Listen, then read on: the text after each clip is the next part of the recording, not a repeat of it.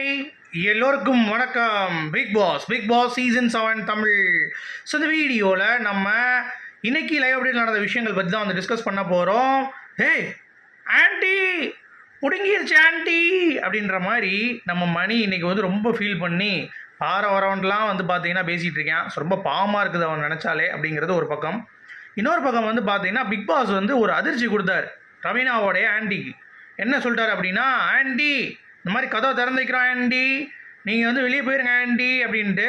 So அதுக்கு முன்னாடி அந்த ஆன்ட்டி என்ன பண்ணாங்க அப்படிங்கிறத பற்றி டோட்டலாக இந்த வீடியோவில் ஆன்ட்டி அப்படிங்கிறது தான் ஆன்ட்டி ரேட் நம்ம கண்டிப்பாக பார்க்க போகிறோம். ஸோ வீடியோக்குள்ளே போகிறதுக்கு முன்னாடி சேனலை சப்ஸ்கிரைப் அண்ட் வீடியோ மறக்காமல் லைக் பண்ணிக்கோங்க.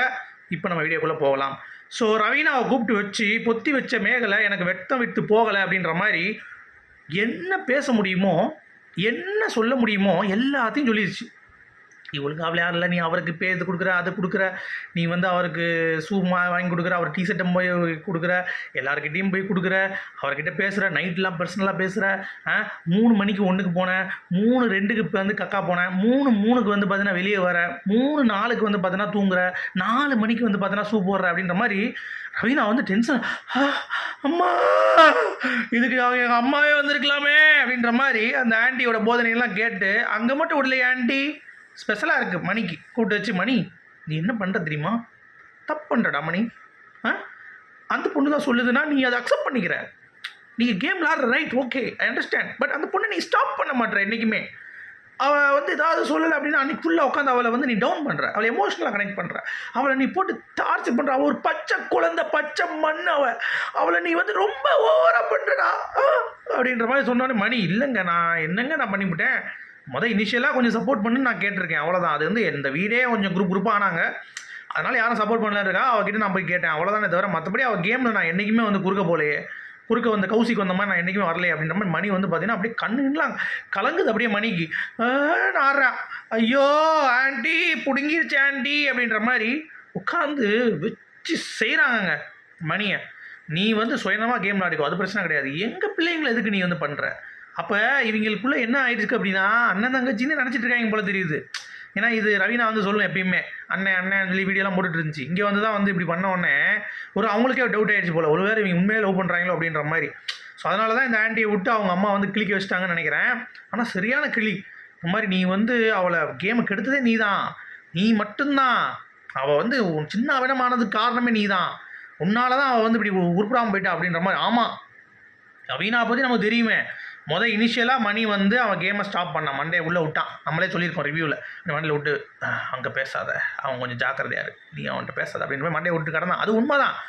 அதற்காக அவன் பண்ண எல்லாமே தப்புன்னு ஆயிடாதுங்க. அதுக்கடுத்து கொஞ்ச நேரம் கழிச்சு வந்து பார்த்தீங்கன்னா அவன் பேசுறதே கிடையாது, நீ யார்ட்டாலும் பேசிக்கோ அப்படின்ட்டா. 2-3 இன்ஸ்டன்ஸ் வந்து சொல்லி பார்த்தான், நீ நிக்சன் கூட பேசுறது பிடிக்கல, அது அப்படி சொல்லுது. நிக்சன் சப்பாத்தி விட்டுனா அவனுக்கு என்னவா, என்ன பிரச்சனை அப்படின்ற மாதிரி உட்காந்து பேசி மணியும் வந்து பார்த்தீங்கன்னா நீங்கள் உங்களுக்காக விளையாடுறீங்க, அதுக்காக நீ இவகிட்ட வந்து நீங்கள் பேசாதீங்க, தயவு செஞ்சு நீங்கள் 2 பேரும் ஒன்றா உட்காந்து பேசாதீங்க, அவ்வளோதான் நான் சொல்லுவேன்.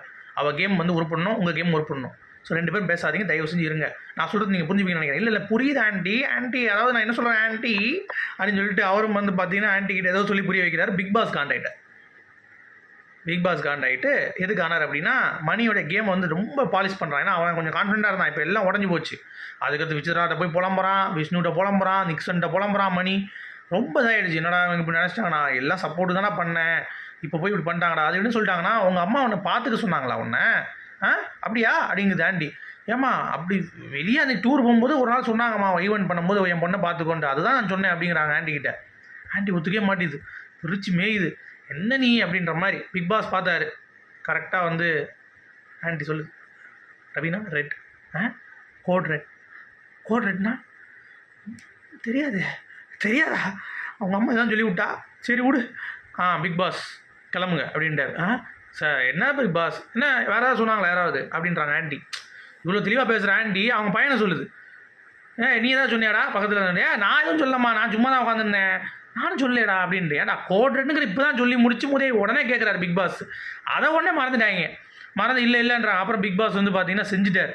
உடனே பிக் பாஸ் மிரட்டுறாங்க, இந்த பாருங்க பச்சை மண் அழுகுது, நான் இன்னும் இங்கே இருந்துட்டு தான் போவேன், நான் ஓகே பிக் பாஸ் இங்கே தான் இருப்பேன் அப்படிங்கிறது.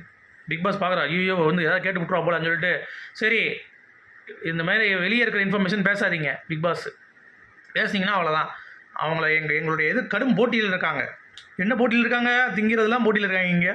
சரி ஏதோ சொல்கிறார் பிக் பாஸ், கடும் போட்டியில் இருக்காங்க, அவங்களை நீங்கள் வந்து சிதைக்காதீங்க அப்படின்னு சொல்லிட்டு மணியோட கேம் பற்றி சொன்னோன்னே பிக் பாஸ் கோவம் வந்துருச்சு. என்ன ஓவரா பண்ணிட்டு இருக்க அப்படின்ட்டு. சரி ஆண்டி இருந்துக்கோங்க ஆண்டி, இனிமேல் நீங்கள் பிடுங்க வேணாம் அப்படின்ற மாதிரி வந்து பார்த்தீங்கன்னா சொல்லிட்டாங்க. அதுக்கடுத்து ஆண்டி வந்து கரெக்டாக பேசிகிட்டு இருந்தாங்க.